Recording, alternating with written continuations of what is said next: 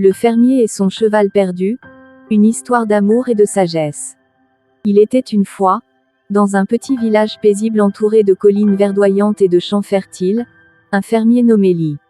Lee était connu pour sa sagesse et sa sérénité face aux aléas de la vie. Il vivait modestement avec son fils unique, Wei, et leur précieux cheval, Blanc, un magnifique étalon qui les aidait à labourer les champs.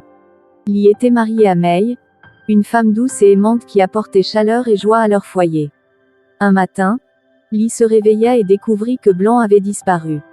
En cherchant des traces, il réalisa que le cheval avait probablement brisé son enclos pendant la nuit et s'était enfui vers les montagnes. Mei, inquiète, essaya de consoler Lee. Mei, ne t'en fais pas, mon amour. Peut-être que Blanc reviendra. Lee, on verra bien. Les voisins, en apprenant la nouvelle, vinrent rapidement pour exprimer leur sympathie. Voisin 1, quelle malchance. Lee, ton cheval est perdu. Comment vas-tu cultiver tes terres sans lui? Voisin 2, oui, c'est vraiment terrible. Comment vas-tu faire face à cette perte? Lee, avec un sourire calme, répondit, on verra bien. Les jours passèrent, et le village continua son quotidien. Mei et Wei faisaient de leur mieux pour soutenir Lee dans ses tâches.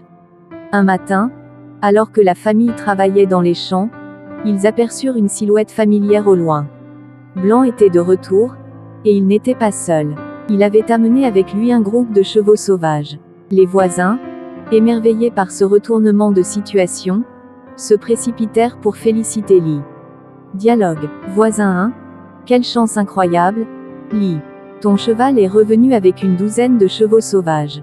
Tu es riche maintenant. Voisin 2, c'est un véritable miracle. Tu as transformé une perte en une fortune. Lee, toujours aussi serein, répondit, on verra bien. Wei, plein d'enthousiasme, commença à dompter les chevaux sauvages. Un jour, alors qu'il tentait de monter l'un des chevaux les plus fougueux, il fut désarçonné violemment et se cassa la jambe. Mei accourut auprès de son fils, le cœur serré par l'inquiétude. Les voisins vinrent manifester leur sympathie. Voisin 1, quelle tragédie. Lee, ton fils s'est blessé gravement. Il ne pourra plus t'aider dans les champs. Voisin 2, quelle malchance après une telle aubaine. Cela doit être dévastant pour toi. Lee, imperturbable, répondit, on verra bien. Avec Wei alité, Lee dut s'occuper seul de la ferme, mais il restait calme et continuait son travail avec détermination. Mei, fidèle et aimant, veillait sur Wei jour et nuit, espérant son rétablissement rapide.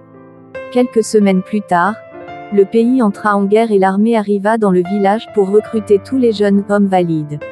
Wei, avec sa jambe encore fragile, fut exempté de service militaire. Les voisins, réalisant la portée de cette exemption, vinrent de nouveau voir Lee. Voisin 1, quelle bénédiction. Lee, ton fils ne devra pas aller à la guerre grâce à sa blessure. Nous sommes inquiets pour nos propres fils. Voisin 2, tu as vraiment de la chance dans ton malheur. Wei est en sécurité ici, avec toi. Lee, avec son éternel sourire, répondit, on verra bien.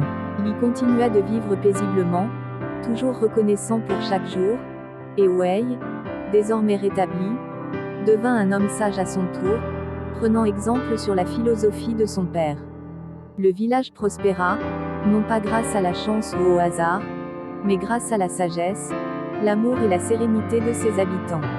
Ainsi, la leçon du fermier et de son cheval perdu, enrichie par les histoires d'amour et de courage, resta gravée dans les cœurs et les esprits, rappelant à tous que la vie est pleine de surprises. Chaque événement, bon ou mauvais, peut mener à un avenir que nous ne pouvons pas toujours prévoir, mais avec amour et sagesse, nous pouvons surmonter tous les obstacles.